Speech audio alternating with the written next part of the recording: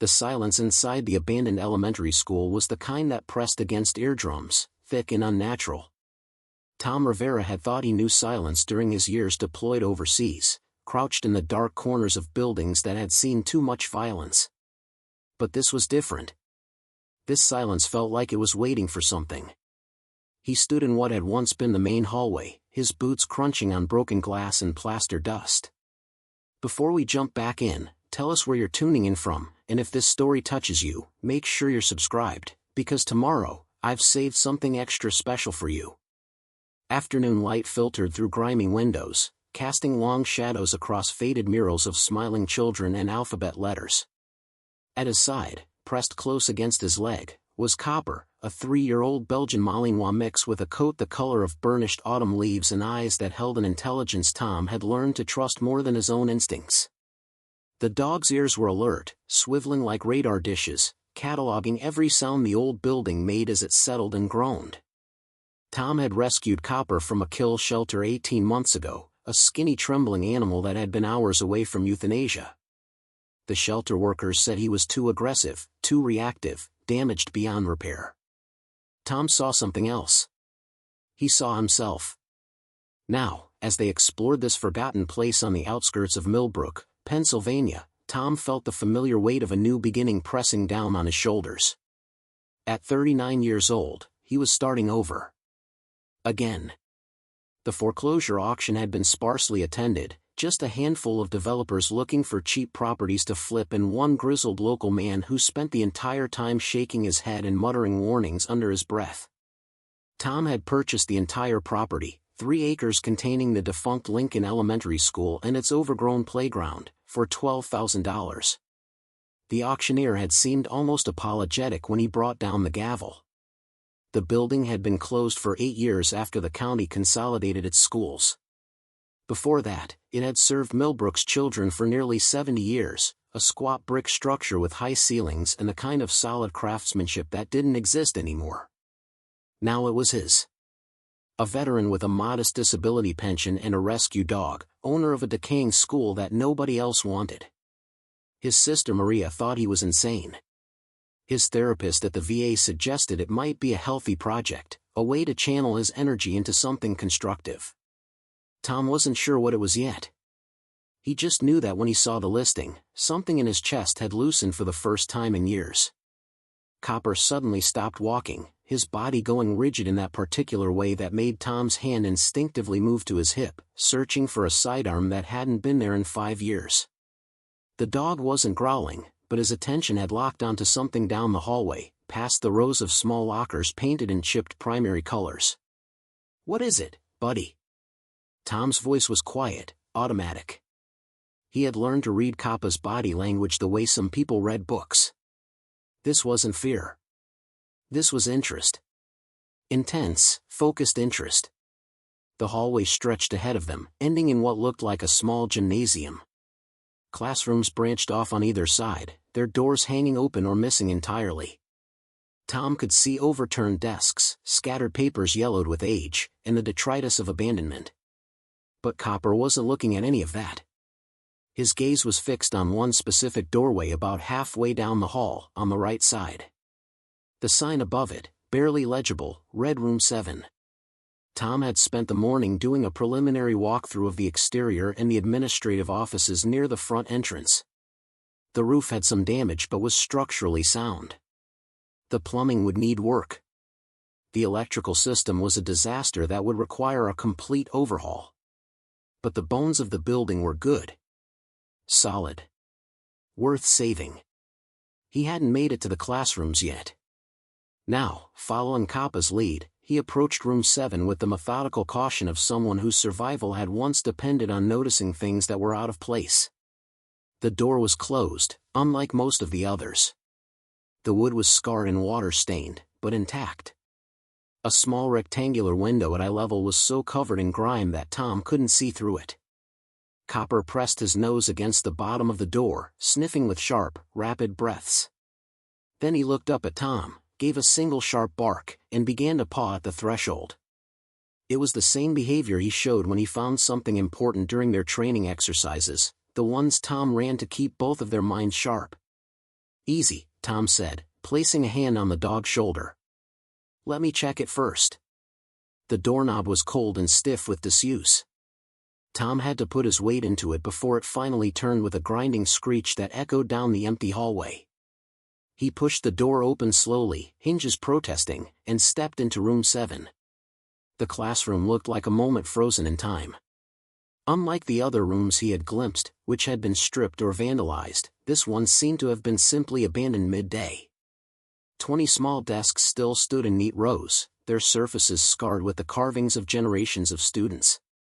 A chalkboard dominated the front wall, covered in a fine layer of dust but still bearing the faint ghost of cursive writing practice.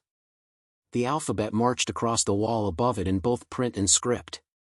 But it was the teacher's desk at the front of the room that drew Tom's attention. It was larger than the student desks, made of heavy oak that had darkened with age. On its surface sat a coffee mug, a stack of grading folders, and a small framed photograph. Behind the desk, a worn cardigan sweater hung over the back of the chair, as if its owner had just stepped out for a moment and would return any second. Copper moved past Tom, his claws clicking on the old linoleum floor. He went straight to the teacher's desk and began circling it, his nose working overtime.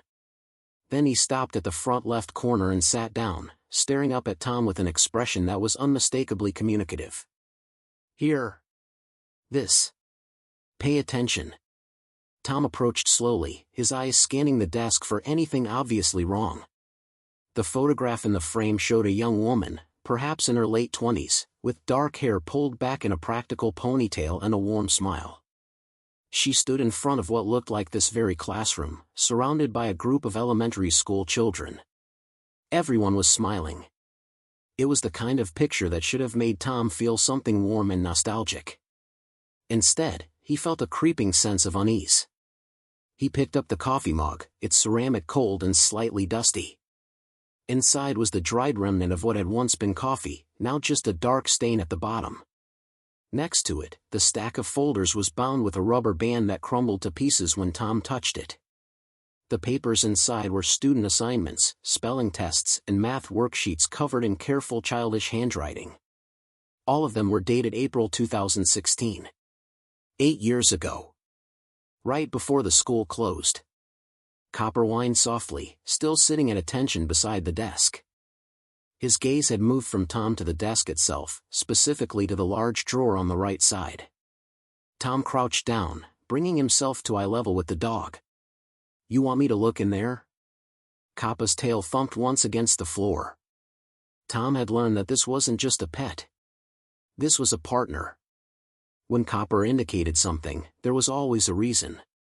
He pulled open the drawer, expecting to find more papers, maybe some personal items left behind by the teacher. What he found instead made him sit back on his heels. The drawer was filled with journals.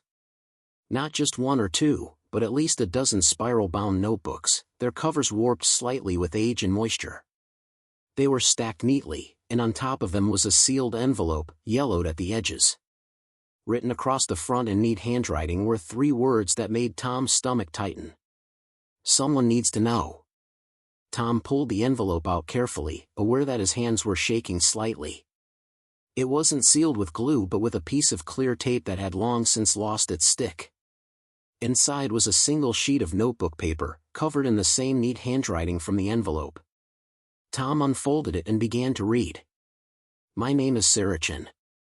I am a 3rd-grade teacher at Lincoln Elementary School. If you are reading this, then something has happened to me, or enough time has passed that the truth needs to come out regardless of the consequences. I have documented everything in these journals. Everything I have seen, everything I have been told to ignore, and everything they threaten me with to keep quiet. The children deserve better. This town deserves the truth. I am so sorry I was not brave enough to speak while I could. Tom read the letter 3 times, his mind racing through possibilities. Copper had settled down beside him, pressed against his leg, a warm solid presence. The dog seemed calmer now that Tom had found what he was meant to find, but his attention remained focused and alert. The light in the classroom was fading as afternoon slipped toward evening. Tom carefully placed the letter back in the envelope and pulled out the first journal from the drawer. The cover was plain black, and on the first page, in that same careful script, was a date.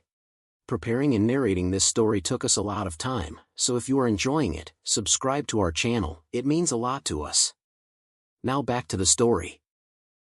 September 5th, 2015. Below it, an entry began. Today was the first day of school. 22 students in my class this year. Most of them I had in second grade last year, so we are already comfortable with each other. I love this part of the year, the fresh start, the excitement in their eyes. But something happened after the final bell that I cannot stop thinking about. Tom turned the page and continued reading.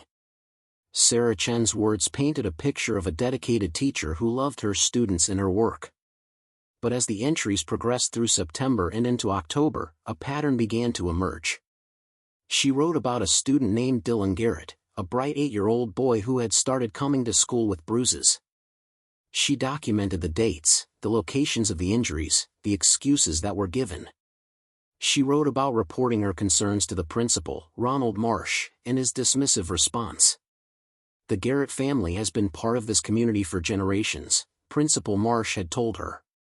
We do not make accusations without absolute proof. You are new to this town, Miss Chen. You need to understand how things work here.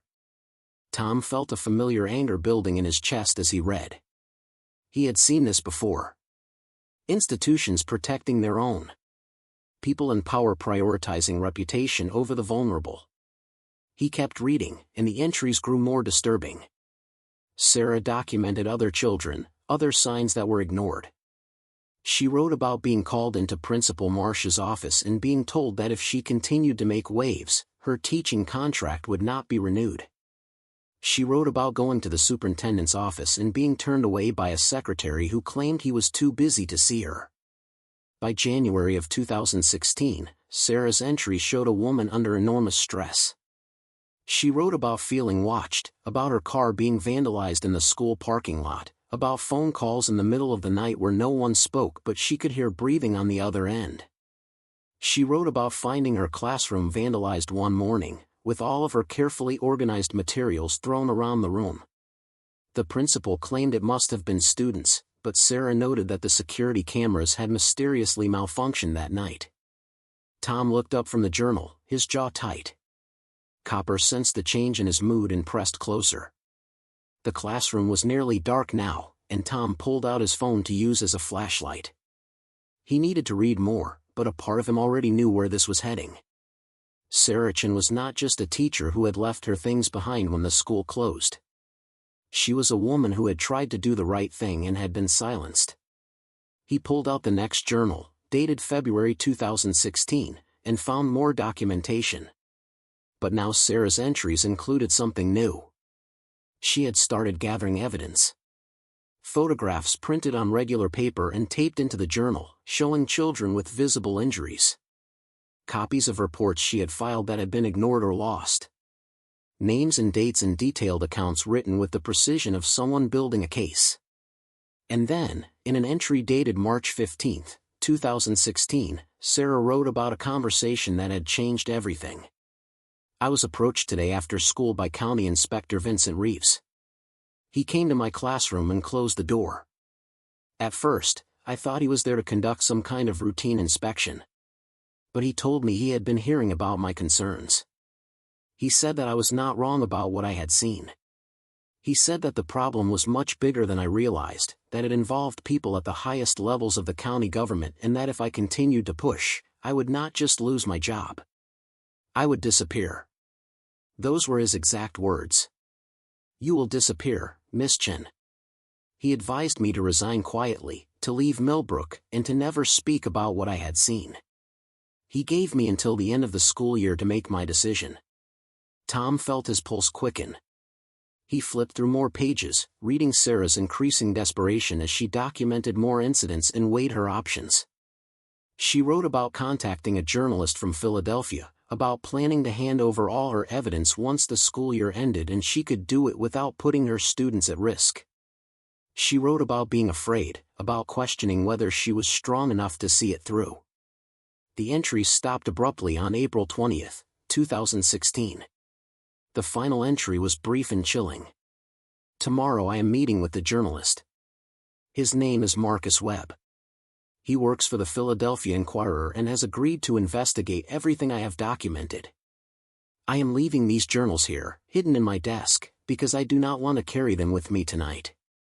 If something happens to me before I can retrieve them, at least the truth will still exist somewhere. I am doing this for Dylan, for Emma, for all of them. They deserve someone who will fight for them. That was the last entry.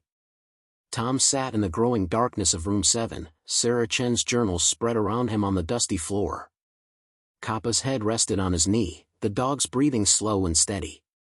Tom pulled out his phone and searched for Sarah Chen in Millbrook, Pennsylvania. The results were sparse.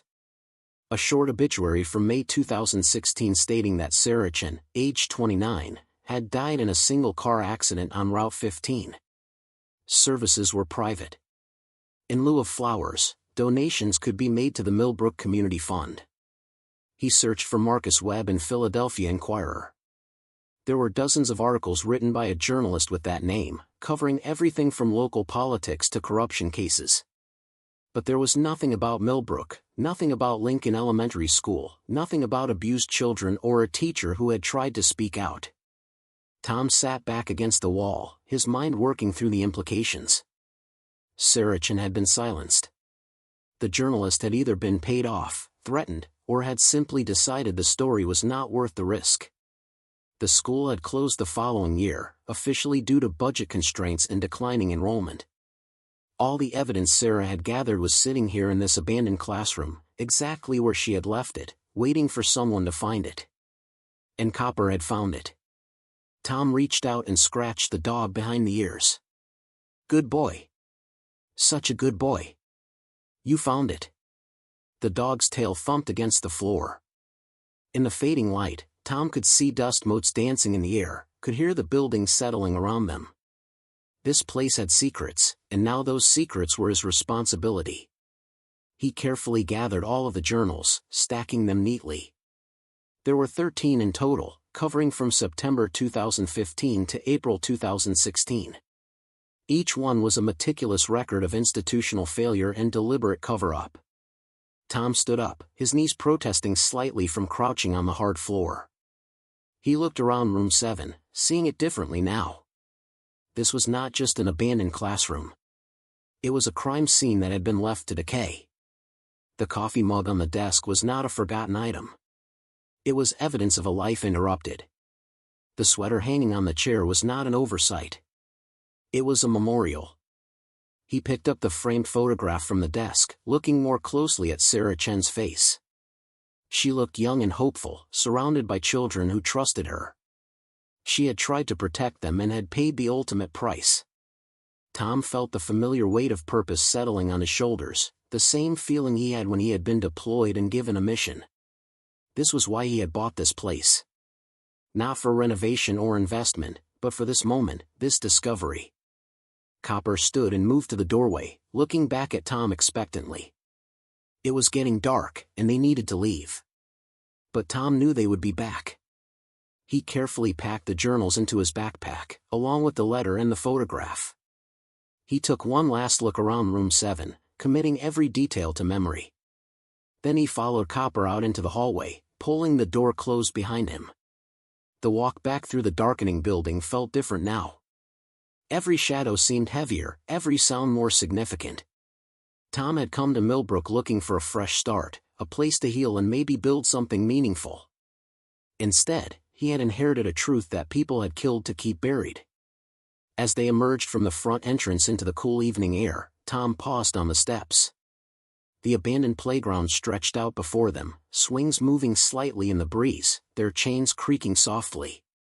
Beyond that, he could see the edge of Millbrook proper, a small town of about 3,000 people nestled in the rolling hills of central Pennsylvania.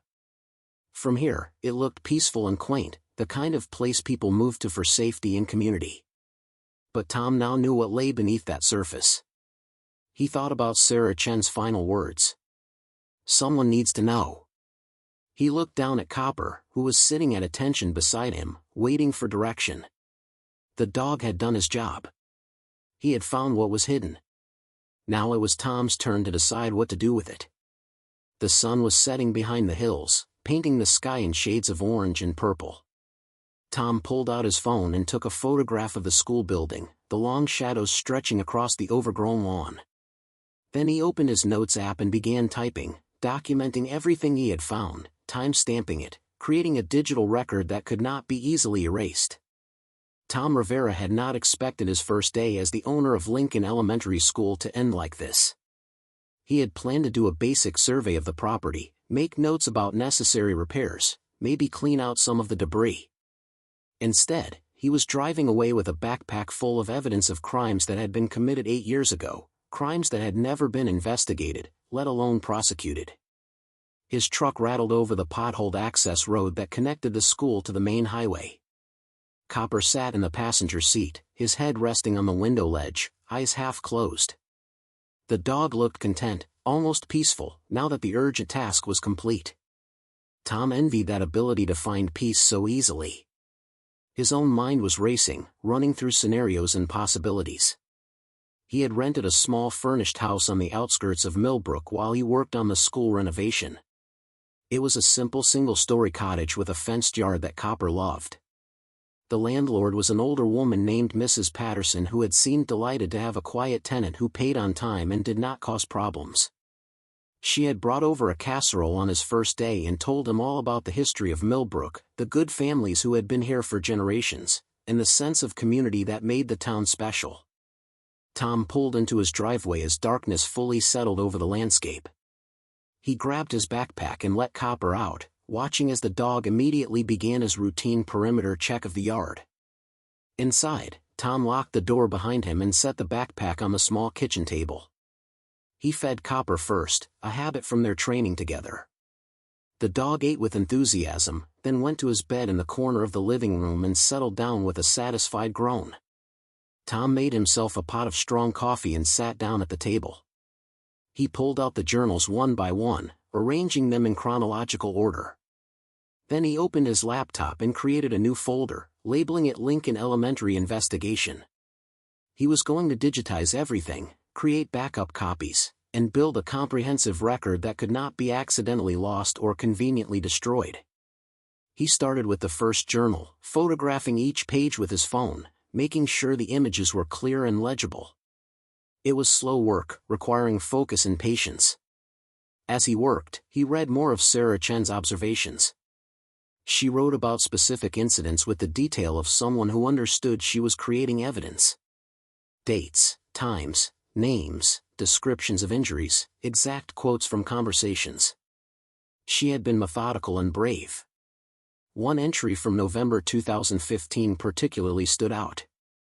Sarah wrote about a student named Emma Torres who had come to school with a black eye. When Sarah asked what happened, Emma said she had fallen down the stairs at home. But Sarah noticed that the girl flinched every time someone moved too quickly near her. She documented how she called Emma's mother, who became hostile and defensive. She wrote about informing Principal Marsh, who told her that the Torres family was going through a difficult time and that the school needed to be supportive, not accusatory. 2 weeks later, Sarah wrote that Emma had stopped coming to school. The official record stated she had transferred to a private school in another county.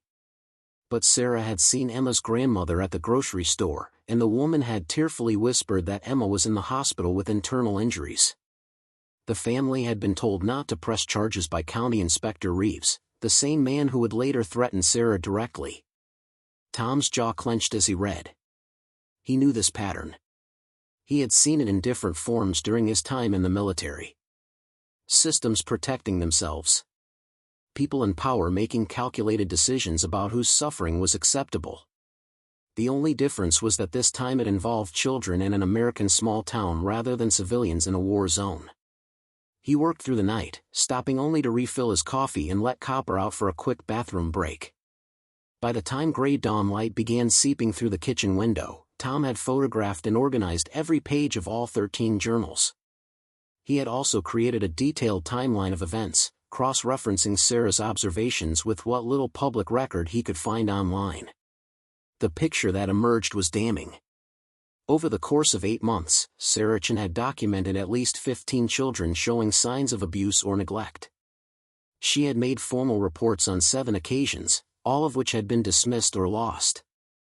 She had been directly threatened twice, once by Principal Marsh and once by County Inspector Reeves. She had also identified a pattern. The families involved were all what she termed protected families. They had money, or political connections, or both. One name appeared repeatedly in Sarah's journals. Councilman Derek Garrett, father of the boy Dylan who had first caught Sarah's attention.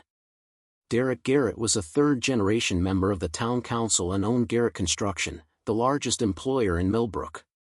According to Sarah's notes, multiple people had told her that Derek Garrett was untouchable, that his family had been running things in Millbrook since before World War II, and that crossing him was career suicide at best and actually dangerous at worst. Tom opened a new browser tab and searched for Derek Garrett. The man had a professional website for his construction company, complete with photographs of completed projects and testimonials from satisfied clients. He was in his late 40s in the photos, with the kind of confident smile that came from never having been told no. Tom found his address easily. The Garrett family lived in a large colonial-style house on Elm Street, right in the center of town. Next, Tom searched for County Inspector Vincent Reeves. This was more difficult. There were no professional websites or social media profiles. But Tom found a brief mention of him in the minutes from a county commissioners meeting in 2014, where Reeves had been appointed to his position. The minutes noted that he had previously worked in private security.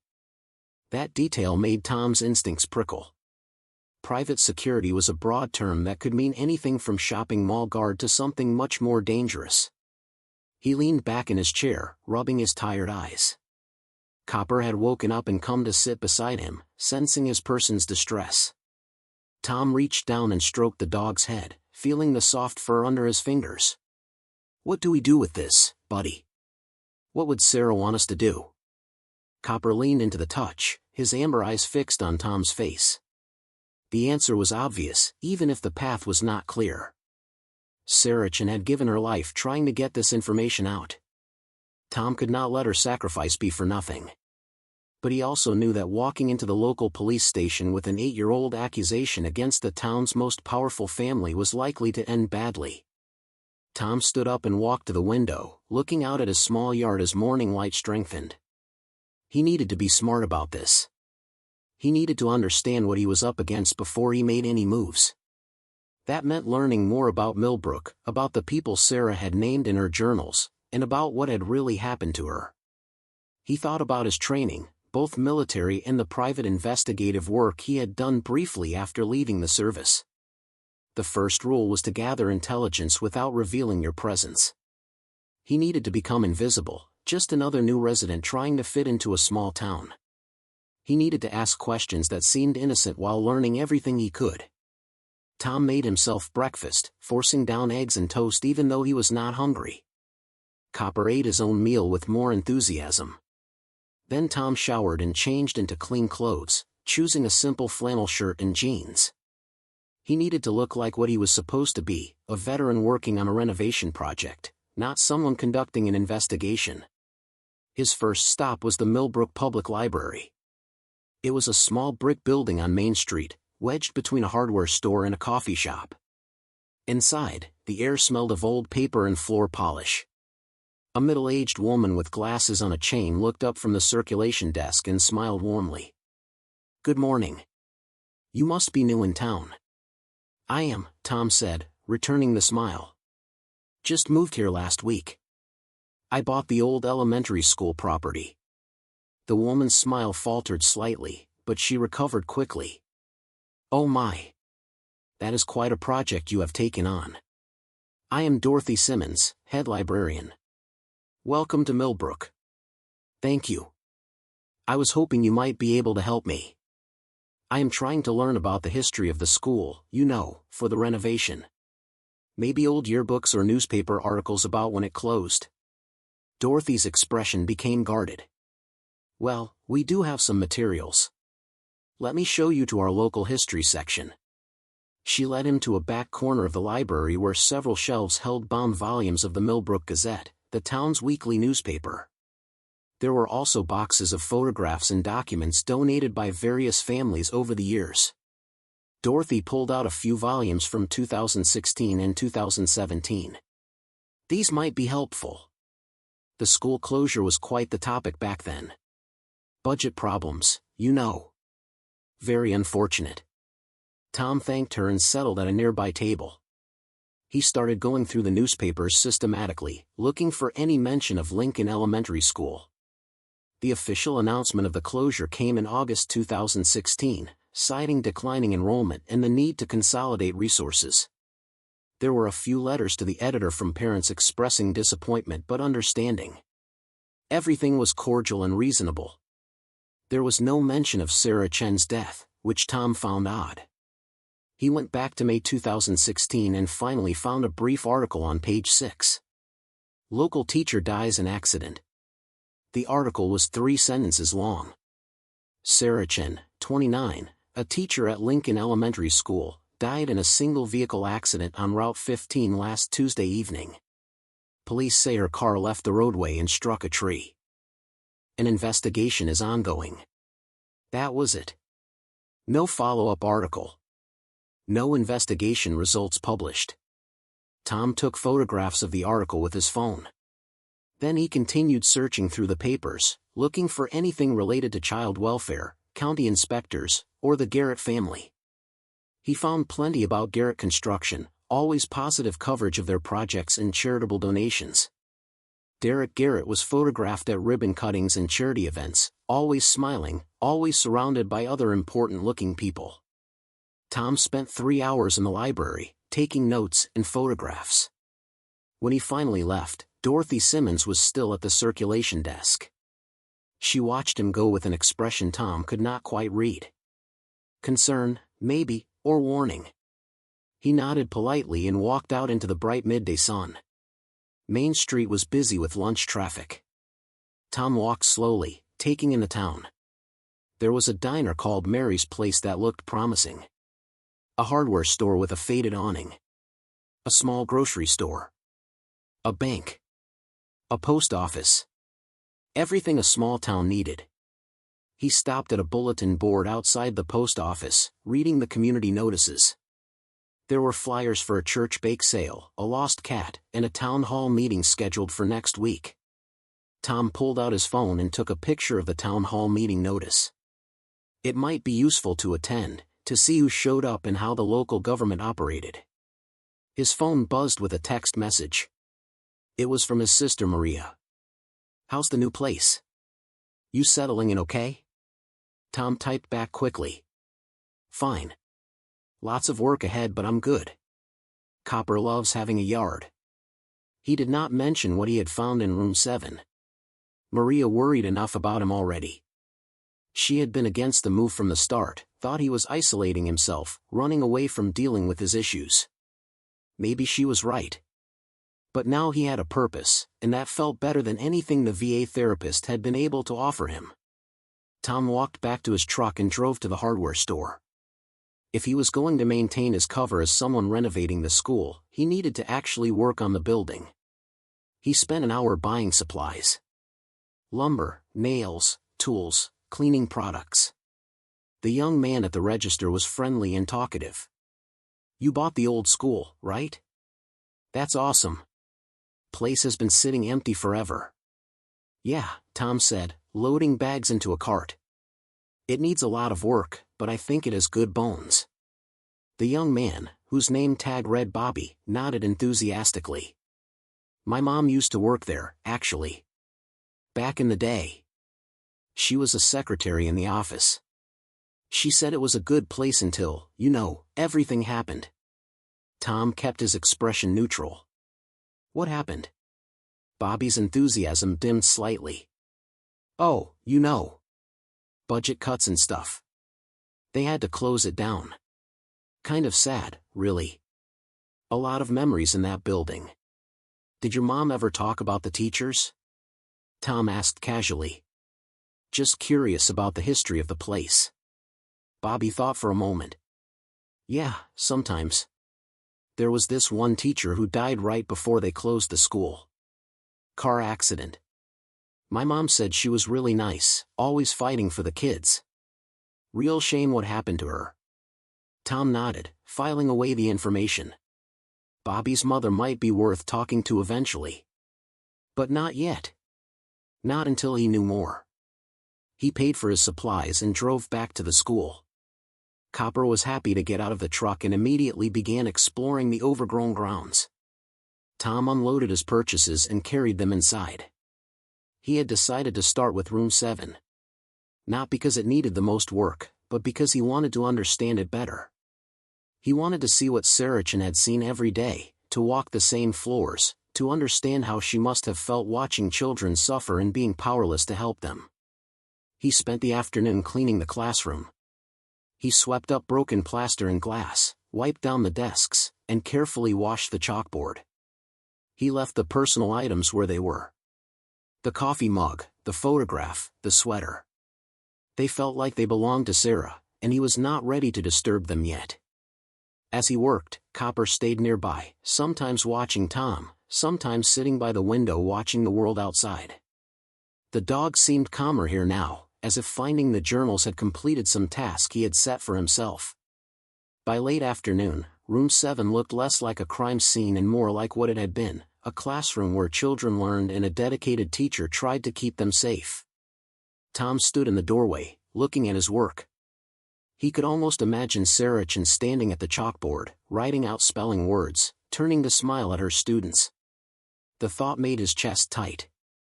His phone rang, startling him. It was an unknown local number. Tom answered cautiously. "Hello? Mr. Rivera? This is Ronald Marsh. I understand you're the new owner of Lincoln Elementary." Tom's pulse quickened. The principal from Sarah's journals. "Yes, that's right. How can I help you? I was hoping we might meet. I served as principal at Lincoln for many years, and I thought I might be able to provide some historical context for your renovation project.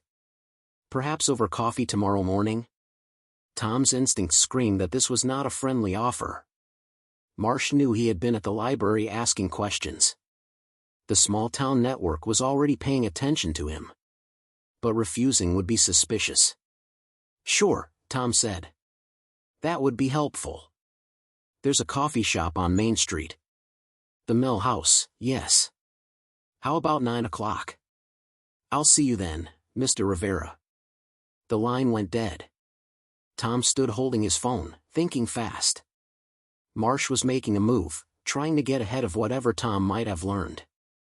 That meant Tom needed to be very careful about what he said and what he revealed. He also needed to prepare for the possibility that his investigation had already been noticed by the wrong people. He called Copper to his side and locked up the school. On the drive home, he was hyper-aware of every vehicle behind him, every person on the street.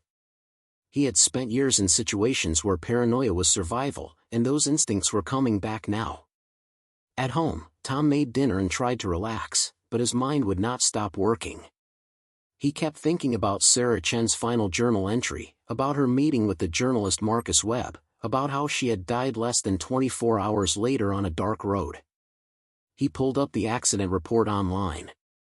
It was bare bones, listing only the date, location, and the fact that Sarah's vehicle had left the roadway at high speed and struck a tree. No witnesses. No indication of brake failure or mechanical problems. The investigating officer was listed as Deputy Frank Morrison. Tom added that name to his growing list of people to research. Before bed, Tom did one more thing. He created multiple encrypted backups of all the journal photographs and uploaded them to secure cloud storage. He also sent a carefully worded email to an old Army buddy who now worked in federal law enforcement, asking generally about corruption in small-town Pennsylvania and whether there were any ongoing investigations in this region. He did not mention Millbrook specifically or what he had found, just framed it as curiosity from someone new to the area. Then he double-checked all his locks, made sure Kappa's bed was positioned where the dog could see both the front and back doors, and tried to sleep. His dreams were troubled, filled with images of children with bruises and a young teacher driving alone on a dark road, headlights in her rearview mirror getting closer and closer. Tom woke at dawn with Kappa's cold nose pressed against his hand. The dog was standing beside the bed, alert but not alarmed, his way of saying it was time to start the day. Tom's body ached from restless sleep, his mind already running through what he needed to accomplish before his meeting with Ronald Marsh. He fed Kappa first, then made a strong pot of coffee while he reviewed his notes from the previous day. The meeting with Marsh was clearly designed to feel him out, to assess whether Tom was just a naive veteran trying to renovate a building or if he had stumbled onto something deeper. Tom needed to play his role perfectly, to seem interested in the history but not suspicious, curious but not investigative. He chose his clothes carefully, worn jeans and a faded Marine Corps sweatshirt that had seen better days. He wanted to look like exactly what he was supposed to be, a former serviceman with modest means trying to make something of a neglected property. Before leaving, he double-checked that all of Sarah Chen's journals were hidden in a locked case under his bed, and that his backup files were secure. The Mill House coffee shop was busy when Tom arrived at 8:50. It occupied a converted mill building on the edge of town where Willow Creek ran through a small gorge. The interior was carefully rustic with exposed brick walls and old mill equipment displayed as decoration. Tom ordered black coffee and found a table near the window where he could watch both the entrance and the parking lot. Ronald Marsh arrived precisely at 9 o'clock. He was a thin man in his mid-60s with carefully combed silver hair and wire-rimmed glasses. He wore a pressed button-down shirt and khaki pants, and he moved with the careful dignity of someone who had spent a lifetime in education. But his eyes, pale blue behind the glasses, were sharp and assessing as they found Tom across the room. "Mr. Rivera," Marsh said, extending a hand as he approached. "Thank you for meeting with me." Tom stood and shook the offered hand, noting the man's firm grip and the way his gaze flickered briefly to Tom's sweatshirt, cataloging and filing away the information. "No problem. I appreciate you taking the time." They sat, and Marsh ordered tea when the server came by. For a moment, the two men sized each other up in silence.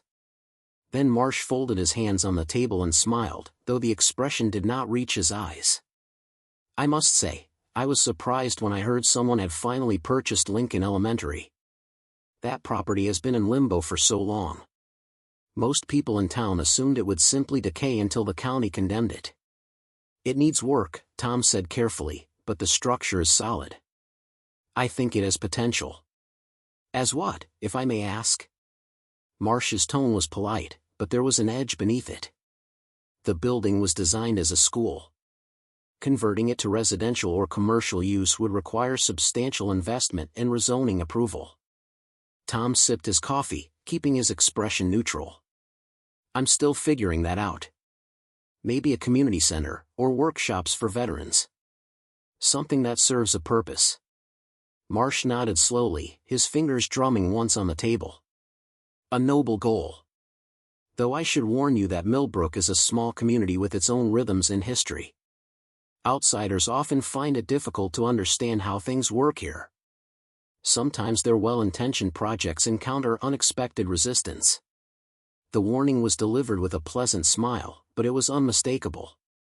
Tom met Marsh's gaze directly. "I appreciate the heads up. But I'm not looking to cause problems. Just trying to build something useful." "Of course," Marsh said. "I simply want you to understand the context. Lincoln Elementary served this community for 70 years. Its closure was difficult for everyone involved. There are sensitivities." Tom decided to test the waters slightly. "I've been doing some research at the library, trying to understand the school's history. I saw that it closed pretty suddenly in 2016. Budget issues?" Marsh's expression tightened almost imperceptibly. "Yes, unfortunately the county faced severe financial constraints. Multiple schools were consolidated.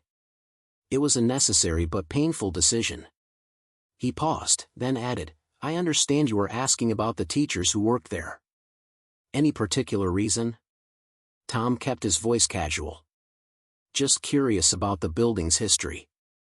the librarian mentioned there was a teacher who died right before the school closed. Seemed like a tragic coincidence. Marsh's jaw tightened.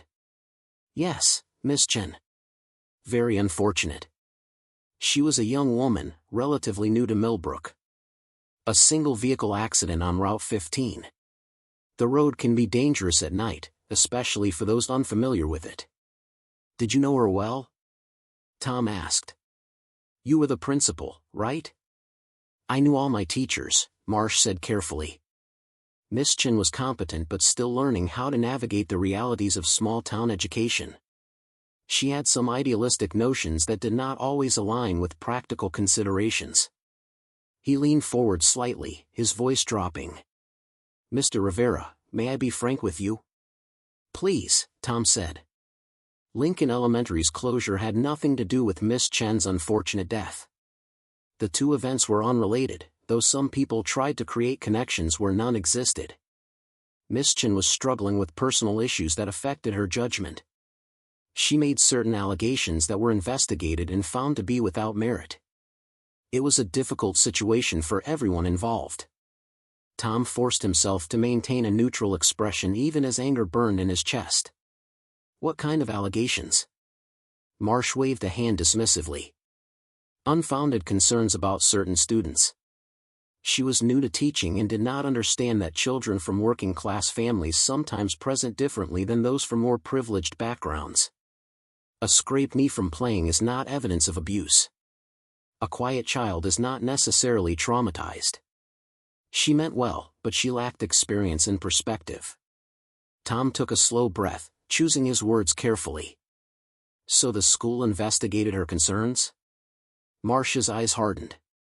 The school followed proper protocols. Every report was examined by qualified professionals. In each case, Miss Chen's interpretations were found to be incorrect or exaggerated. After several such incidents, it became clear that she was struggling with the demands of her position. We were in the process of providing additional support when the accident occurred. What about the journalist she was supposedly meeting with? Tom asked, watching Marsh's reaction closely. The older man's face went very still for a moment. Then he smiled, but there was no warmth in it. I see you have been doing quite thorough research, Mr. Rivera. Yes, Miss Chen contacted a reporter from Philadelphia with wild accusations. The reporter investigated, found no credible evidence, and declined to pursue a story. It was another example of Miss Chen's unfortunate state of mind at the time. Tom nodded slowly, as if accepting this explanation. He could see that Marsh believed his own narrative, or had convinced himself to believe it. The principal was not a villain in his own story. He was a pragmatic man who had made difficult decisions to protect his school and his community from a troubled young teacher who did not understand how things worked. That made him more dangerous than someone who knew they were covering up crimes. The conversation shifted to more mundane topics about the school building, its maintenance history, and potential renovation challenges. Marsh offered advice that was actually useful, demonstrating genuine knowledge of the property. But beneath the professional courtesy, Tom could feel the man's continued assessment. Marsh was trying to determine if Tom was going to be a problem. They parted with a handshake and empty promises to stay in touch. Tom watched through the coffee shop window as Marsh climbed into a well-maintained sedan and drove away. Then Tom pulled out his phone and typed detailed notes about everything Marsh had said, particularly the claim that a journalist had investigated and found nothing. That directly contradicted what Sarah had written in her final entry. Someone was lying, and Tom was fairly certain it was not the dead teacher. He spent the rest of the morning working at the school, making visible progress on cleaning and repairs. But his mind was racing through possibilities. If Marcus Webb, the journalist, had really investigated and found nothing, why had Sarah been so confident in her final entry? And if Webb had found something, why had no story ever been published? Tom needed to track down the journalist and find out what had really happened 8 years ago. That evening, Tom sat at his kitchen table with his laptop and began a deep dive into Marcus Webb's professional history. The journalist was still working for the Philadelphia Inquirer, now as a senior investigative reporter with an impressive list of published exposés on political corruption and corporate malfeasance. His work had won several awards. This was not someone who shied away from difficult stories. Tom found Webb's professional email address and drafted a message. He introduced himself as someone researching events in Millbrook, Pennsylvania in 2016, and asked if Webb remembered being contacted by a teacher named Sarah Chen about potential child welfare issues. He kept it vague, not revealing what he had found or why he was asking. He hit send and hoped for a response. While he waited, Tom continued researching the other names from Sarah's journals. County Inspector Vincent Reeves was more difficult to track down. The man kept a low profile, with no social media presence and minimal public records. Tom finally found a property record showing that Reeves owned a house about 15 miles outside Millbrook. The property was large, 40 acres of wooded land with a long private driveway. The kind of place someone chose when they valued privacy and seclusion. Derek Garrett, the town councilman, was much easier to research. His construction company had a website featuring a gallery of completed projects and a biography section where Garrett boasted about his family's 4 generations in Millbrook. There were photos of Garrett at ribbon cuttings, charity events, and town council meetings. He was a large man with a broad face and the confident posture of someone who had never been truly challenged. Tom found several news articles about Garrett Construction winning lucrative county contracts, always with glowing quotes from county commissioners about the company's quality and reliability. He also found a brief article from 2017 about Garrett's son Dylan graduating high school with honors and accepting a football scholarship to Penn State. The photo showed a tall young man with his father's build, smiling for the camera, giving no indication of whatever had happened to him as a frightened 8-year-old in Sarah Chen's classroom. The next morning, Tom received a reply from Marcus Webb. The email was brief and cautious. Mr. Rivera, I do remember being contacted by Sarah Chen in 2016. I looked into her claims but was unable to develop a publishable story before her death. If you have new information about events in Millbrook, I would be interested in speaking with you. However, I should warn you that the situation there is complicated and potentially dangerous. I suggest we meet in person rather than discussing details electronically. I can be in Harrisburg this Friday if that works for you. Tom immediately wrote back confirming the meeting. Harrisburg was about 90 miles from Millbrook, far enough that he was unlikely to be noticed by anyone local. He suggested a diner near the state capitol building and Webb agreed. That gave Tom 3 days to continue his investigation and prepare for what he hoped would be a crucial conversation. He spent those 3 days maintaining his cover as a hard-working renovator while quietly gathering more information. He struck up conversations at the local hardware store and the diner, listening to gossip and learning the social dynamics of Millbrook. He learned that Derek Garrett was considered a pillar of the community, generous with donations and quick to provide jobs. He learned that County Inspector Reeves was feared but respected, the kind of man people did not cross. He learned that Ronald Marsh had retired shortly after the school closed and now served on several community boards. He also learned about Emma Torres, the girl Sarah had written about with such concern. Emma's family had moved away shortly after she left Lincoln Elementary, supposedly to be closer to relatives in Pittsburgh. But an older woman at the diner told Tom in a hushed voice that Emma's mother had been scared, that there had been trouble with powerful people, and that leaving had been the only way to keep her daughter safe.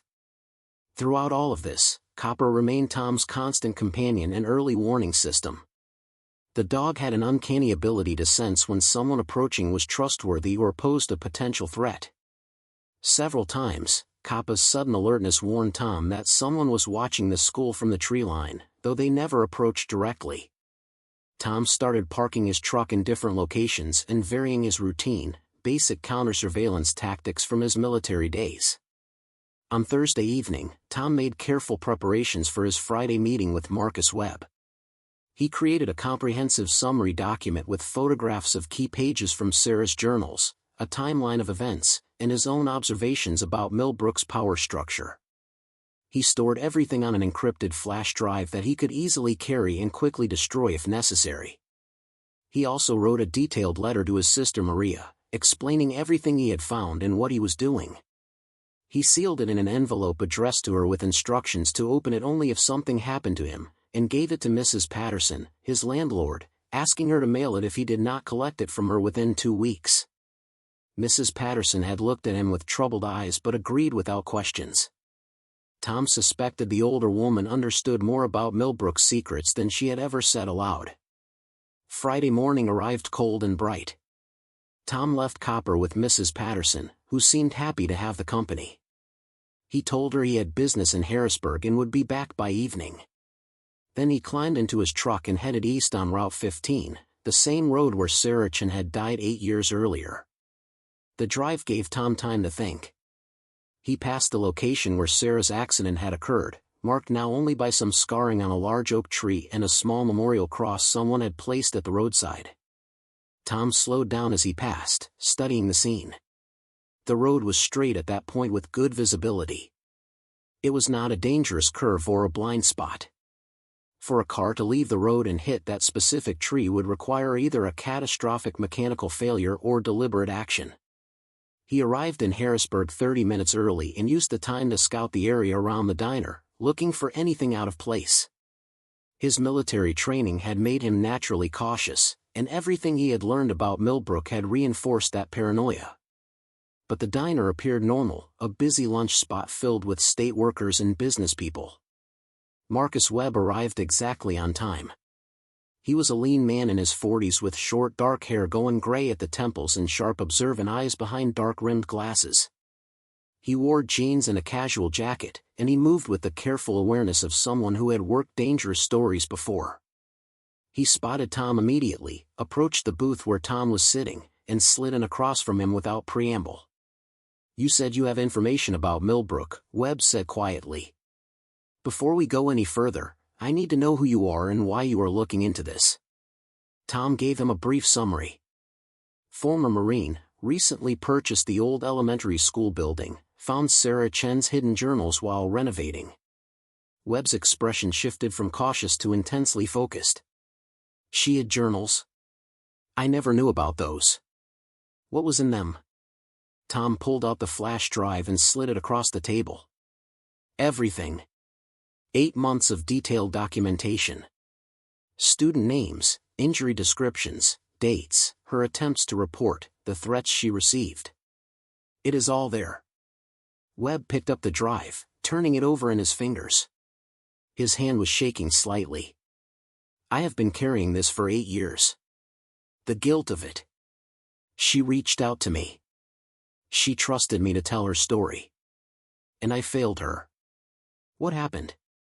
Tom asked. Webb was silent for a moment, staring at the flash drive. Then he looked up, and Tom saw genuine pain in his eyes. "I met with her.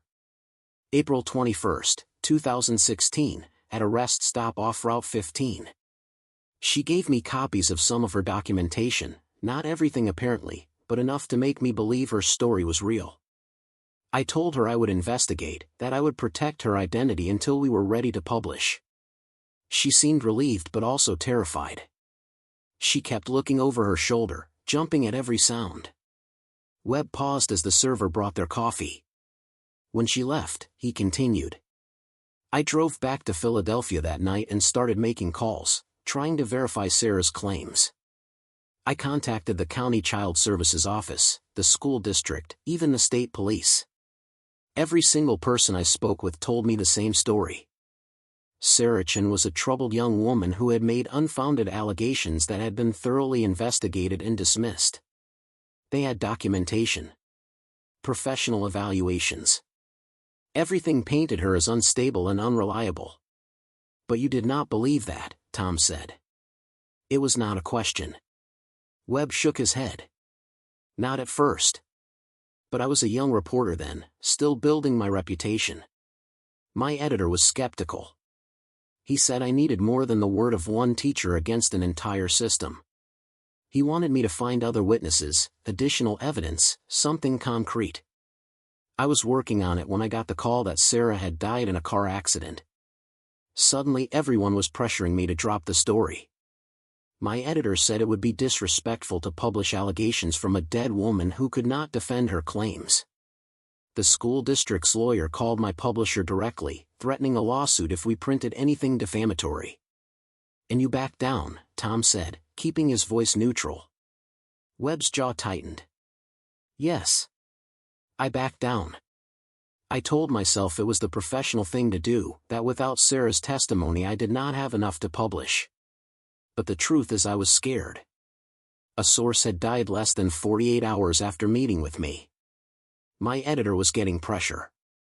I was young and I did not want to destroy my career over a story I could not prove. So I let it go. And I have regretted it every single day since. Tom understood that kind of guilt, the weight of decisions made in moments of fear or weakness. He had his own catalog of regrets from his military service. Did you ever investigate the accident itself? Webb nodded.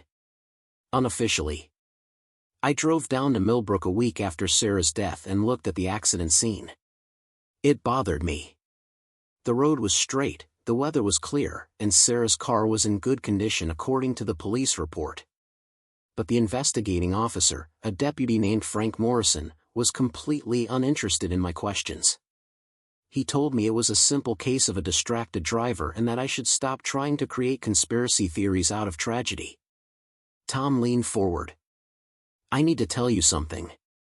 The people Sarah named in her journals, they are still in power in Millbrook. Derek Garrett is still on the town council. Vincent Reeves is still a county inspector. Ronald Marsh is retired but influential. And I think they know I found something. I have been getting watched. The former principal already approached me with warnings disguised as friendly advice. Webb's expression grew grim. Then you need to be very careful. These are people who have successfully covered up their crimes for at least 8 years, probably much longer. They have money, political connections, and apparently no hesitation about eliminating threats. What are you planning to do? Tom had been asking himself that question for days. I want to finish what Sarah started. Get the truth out there. Make sure those kids get justice, even if it is 8 years late. But I need help. I need someone who knows how to investigate this properly and who has the platform to make people pay attention. Webb was quiet for a long moment, studying Tom's face. Then he nodded slowly. All right. I owe this to Sarah. And maybe doing it right this time will help me sleep better. But we need to be smart about this. We need more than just the journals. We need current evidence, witness testimony, something that connects past crimes to present-day accountability. Tom had been thinking about this. The children Sarah wrote about are adults now. Some of them might be willing to talk. And if the pattern of abuse and cover-ups was happening 8 years ago, it is possible it is still happening now. Small towns like Millbrook do not change their power structures easily. Webb pulled out a notebook and started writing. Give me names. Everyone Sarah mentioned in her journals. I will start running background checks, looking for criminal records, civil lawsuits, anything that might provide additional evidence or leverage. You need to keep your head down in Millbrook. Continue renovating the school. Do not let them know you are investigating. Tom agreed, but he knew keeping a low profile was going to be difficult. He was already on their radar. The conversation continued for another hour as they went through the details of Sarah's documentation and planned their next steps. Webb would use his professional resources to investigate the key players while Tom would continue gathering information locally. They agreed to communicate through encrypted email and to meet in person only when necessary. As they were preparing to leave, Webb reached across the table and gripped Tom's shoulder. Be careful. Seriously. These people killed Saracen and made it look like an accident. They have had 8 years to perfect their system. Do not underestimate them and do not trust anyone in Millbrook. Tom nodded, feeling the weight of what he was taking on. He drove back to Millbrook as afternoon faded into evening, his mind spinning with plans and possibilities. When he picked up copper from Mrs. Patterson, the older woman looked at him with concern. Everything all right, dear? You look troubled. Tom forced a smile. Just a lot on my mind. Thank you for watching, Copper. He is always a good boy, Mrs. Patterson said, scratching the dog's ears. Then she lowered her voice. Tom, I do not know what you are getting involved in, but I have lived in this town for 60 years. I know it has darkness in it. Places where light does not reach. If you need help, or if you need someone to know where you are, you can trust me. The offer was so unexpected and so sincere that Tom felt his throat tighten. Thank you, Mrs. Patterson. I will remember that. That night, Tom could not sleep. He lay in bed with Copper pressed against his side, staring at the ceiling and thinking about Sarah Chen. She had been so young, just 29, with her whole life ahead of her. She had tried to do the right thing and it had cost her everything. Now, 8 years later, her hidden journals had found their way into Tom's hands. It felt like a responsibility he could not walk away from, even knowing the danger. Around midnight, Copper suddenly raised his head, his ears pricked forward. A low growl rumbled in his chest. Tom was instantly alert, reaching for his phone on the nightstand. He pulled up the security camera app he had installed earlier that week, small wireless cameras positioned around his rental house. The back camera showed movement. A figure dressed in dark clothes was walking slowly around the perimeter of Tom's truck, looking in the windows with a flashlight. Tom watched as the figure tried the door handles, found them locked, then crouched down near the rear tire. Tom moved silently out of bed, pulling on jeans and shoes. He grabbed his phone and the baseball bat he kept near the door. Copper was at his side, tense and ready. Tom typed out a quick text message to Marcus Webb with his address and a simple message: "If I do not contact you by morning, something is wrong." Then he moved to the back door, bat held ready. Through the window, he could see the figure finishing whatever they were doing near his truck and starting to move toward the house itself. Tom made a decision. He threw open the back door and hit the porch light at the same time, flooding the yard with bright illumination. The figure froze, caught in the open. Tom got a brief glimpse of a man, medium build, wearing a ski mask, before the intruder turned and sprinted toward the tree line behind the property. Copper lunged forward with a fierce bark, but Tom held him back. "Let him go, boy. We know he was here." Tom waited until he was certain the intruder was gone, then went out to examine his truck. Near the rear tire, he found what he expected. A small tracking device, magnetically attached to the undercarriage. They wanted to know where he went and who he met with. Tom left the device in place but photographed it thoroughly. Removing it would alert them that he knew about the surveillance. Leaving it meant he could control what they saw. He went back inside, locked all the doors, and pushed a heavy chair under the back door handle as an additional barrier. Then he sat at his kitchen table and sent Marcus Webb the photographs of the tracking device along with a detailed account of what had just happened. Webb responded within minutes. "They are escalating faster than I expected. We need to move quickly. I am going to reach out to some federal contacts. This might be bigger than just local corruption." Tom knew Webb was right. But he also knew that going to the feds would take time. Background checks, jurisdictional questions, building a case strong enough for them to take action. And in the meantime, the people who had killed Sarah Chen and terrorized children for years would continue to operate with impunity. The question was whether Tom could survive long enough for the truth to matter. He looked down at Copper, who had settled at his feet, the dog's warm body pressed against his leg. The dog's eyes were calm now, trusting his person to handle whatever came next. Tom reached down and scratched behind Coppa's ears. "We are in it now, buddy. No turning back." The dog's tail thumped once against the floor, a simple gesture of loyalty that somehow made everything feel slightly less overwhelming. Tom knew that whatever happened next, at least he would not be facing it alone. The town hall meeting happened 3 days after the intruder visited Tom's property. He decided to attend, both to maintain his cover as a concerned property owner and to observe the local power structure in action. The meeting was held in the community center, a low brick building that smelled of coffee and old carpet. Tom arrived early with Copper and took a seat near the back where he could watch the room. About 40 people filtered in over the next 15 minutes, mostly older residents who seemed to know each other well. Derek Garrett sat at the council table up front, laughing easily with the other members. County Inspector Vincent Reeves stood against the side wall, arms crossed, his cold eyes scanning the crowd with professional detachment. The meeting covered mundane topics at first. A proposal to repave Main Street. Discussion about the annual Fall Festival. Approval of the fire department's equipment budget. Tom watched how easily Garrett controlled the conversation, how other council members deferred to him, how even the mayor seemed to seek his approval before making decisions. Then Garrett's attention turned to Tom. "I see we have a new face tonight. Mr. Rivera, welcome. I understand you purchased the old Lincoln Elementary property. That right?" Tom stood, aware that every eye in the room had turned to him. "That's right. I'm working on renovating the building." Garrett's smile was broad but his eyes were calculating. "That's quite an undertaking. What are your plans for the space?" "Still figuring that out," Tom said evenly. "Maybe a community center or workshop space. Something useful." "Well, we certainly appreciate investment in our town," Garrett said, though his tone suggested otherwise. "Of course, any significant renovation will require permits and inspections.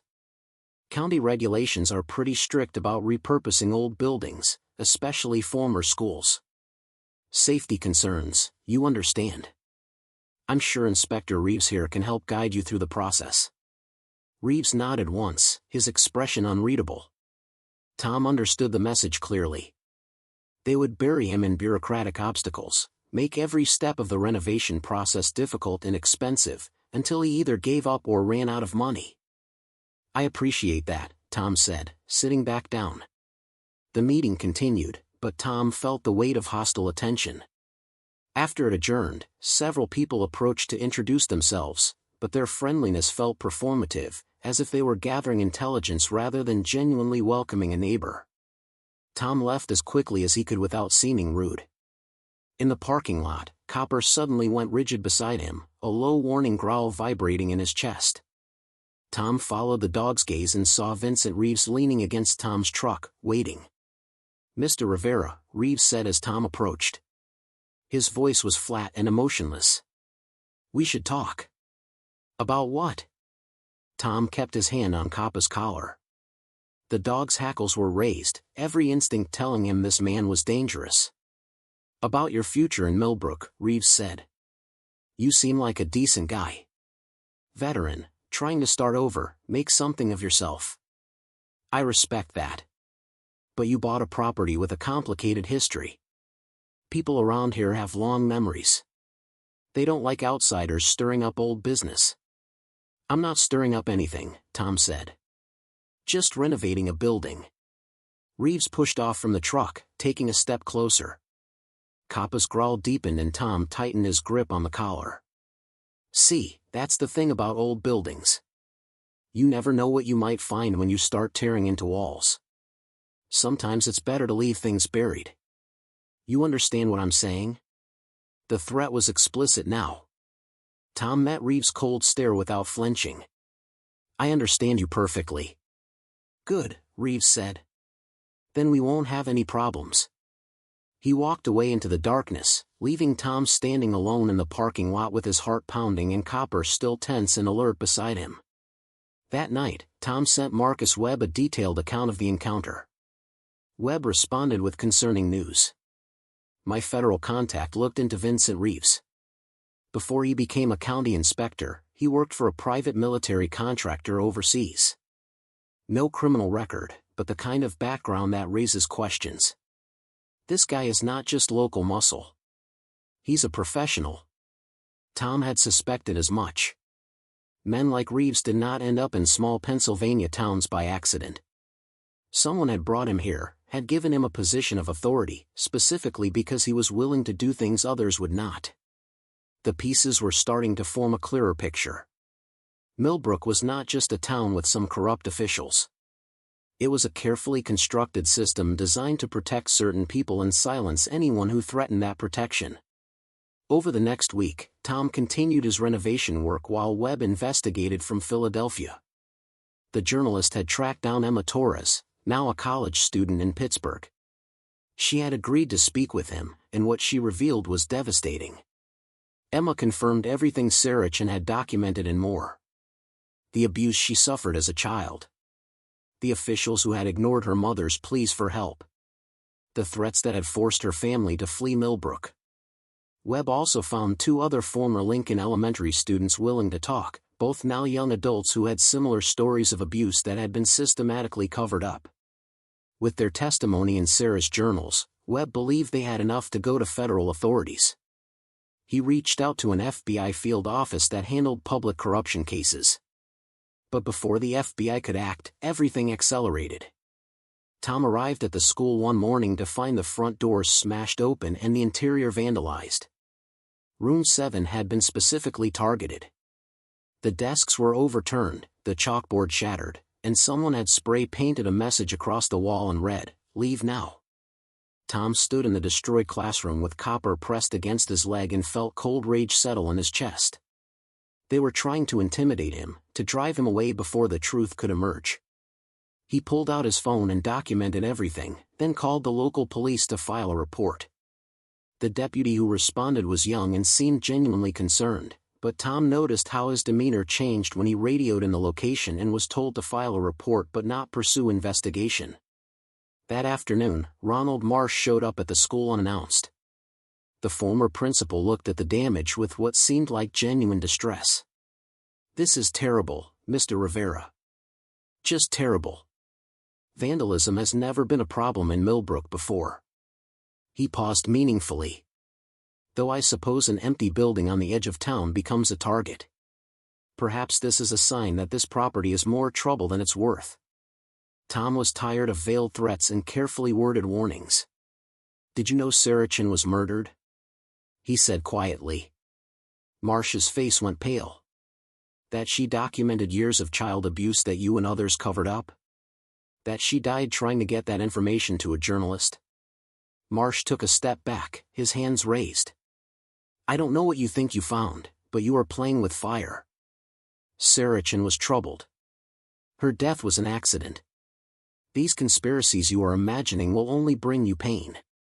"I found her journals," Tom said. "All of them.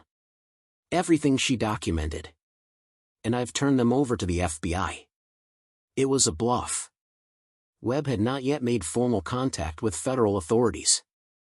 But Tom wanted to see Marsh's reaction. The older man's face went from pale to gray. His hands were shaking. "You don't understand what you've done.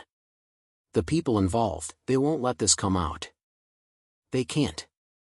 There's too much at stake." "Then help me," Tom said. "Tell me the truth. What really happened to Sarah?" Marsh looked around the destroyed classroom, at the spray-painted threats on the wall, at Tom standing amid the wreckage. When he spoke, his voice was barely a whisper. "I tried to warn her. I told her to stop, to let it go. But she wouldn't listen.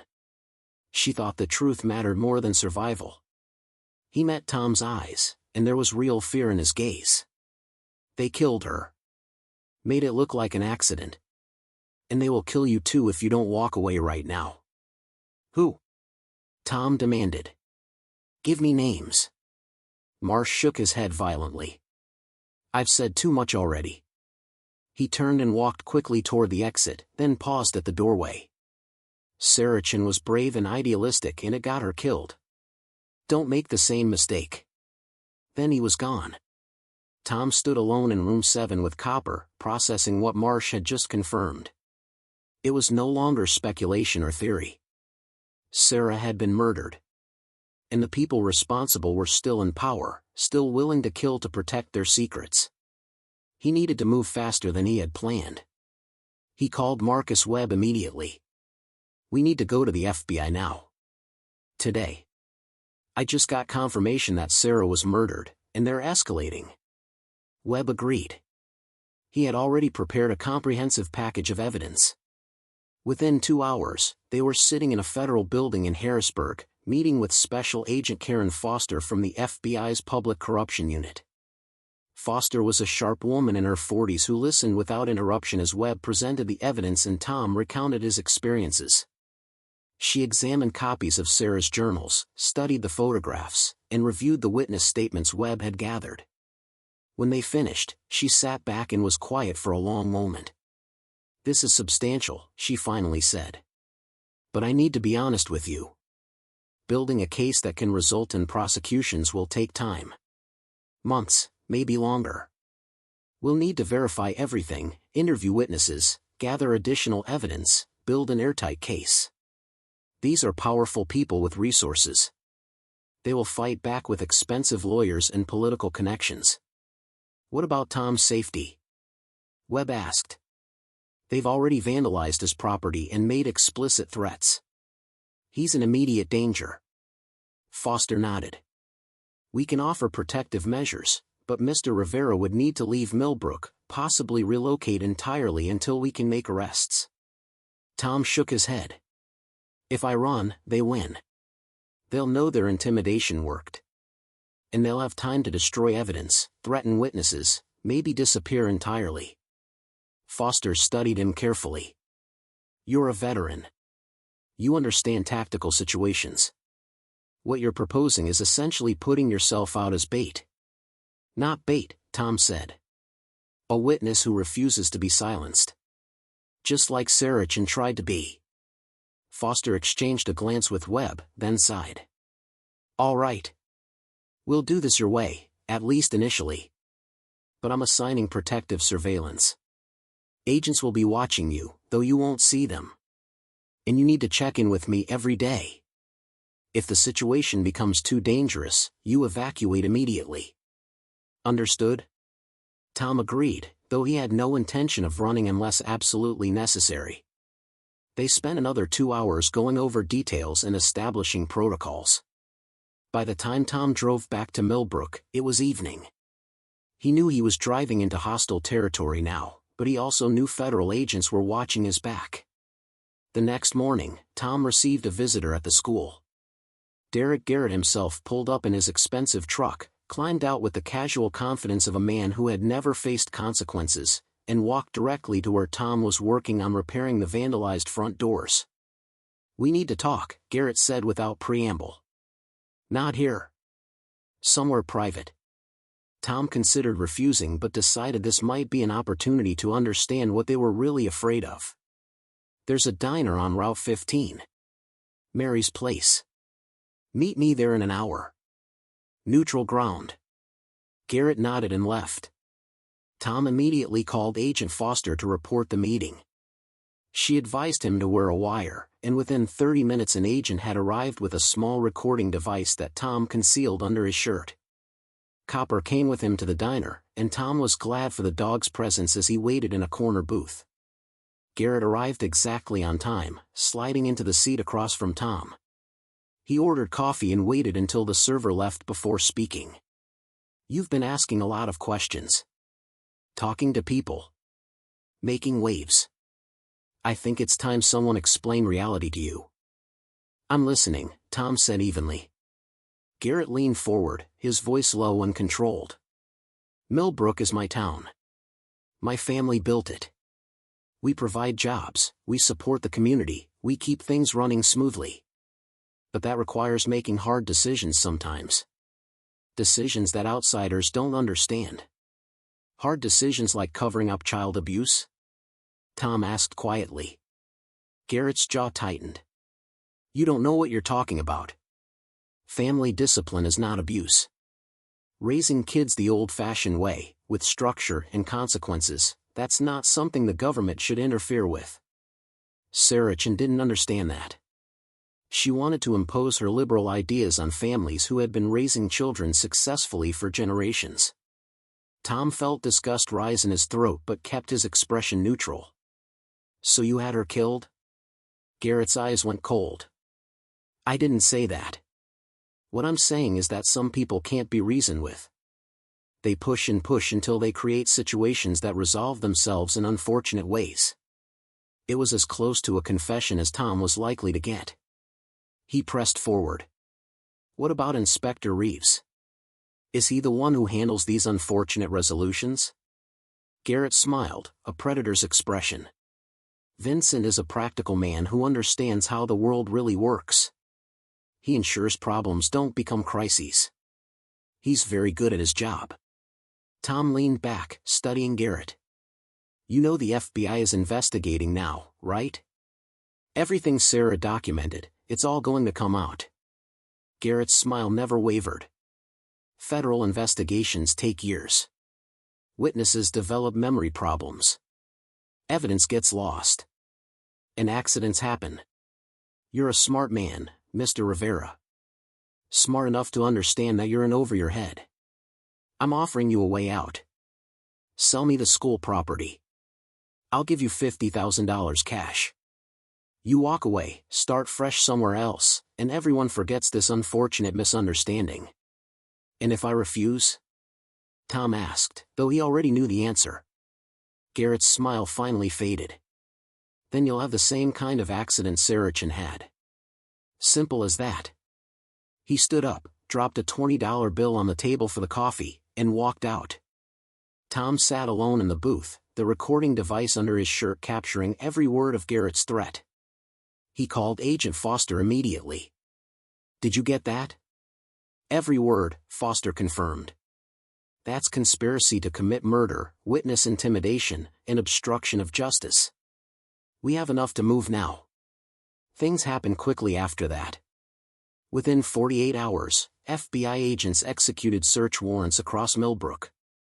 Derek Garrett was arrested at his home. Vincent Reeves was taken into custody at the county office. Ronald Marsh, though not charged initially, agreed to cooperate in exchange for immunity. Over the next weeks, the investigation expanded as more victims came forward and more evidence emerged of systematic corruption going back decades. Tom watched from his rental house as the town he had briefly called home imploded. News vans lined Main Street.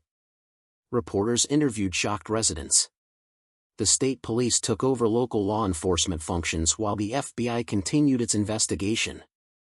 Through it all, Copper stayed by Tom's side, a steady presence as the chaos unfolded. Marcus Webb wrote a comprehensive series of articles for the Philadelphia Inquirer that won national attention. Sarah Chen's story became a catalyst for broader discussions about institutional failures to protect children. Emma Torres and the other victims found vindication and, hopefully, some measure of healing. 2 months after Garrett's arrest, Tom stood once more in room 7. The vandalism had been repaired. The classroom looked almost as it had when Saracen taught here, except cleaner and restored. Tom had decided to finish the renovation after all, not for himself but as a memorial to Sarah and the students she had tried to protect. He placed a bronze plaque on the wall near the teacher's desk. It read, Saracen Memorial Classroom. In honor of a teacher who refused to look away. Copper sat beside him, calm now that the danger had passed. Tom reached down and scratched the dog's ears. You found it, buddy. You found what needed to be found. The dog's tail wagged slowly, and Tom felt something he had not experienced in years. Peace. Up next, you've got 2 more standout stories right on your screen. If this one hit the mark, you won't want to pass these up. Just click and check them out.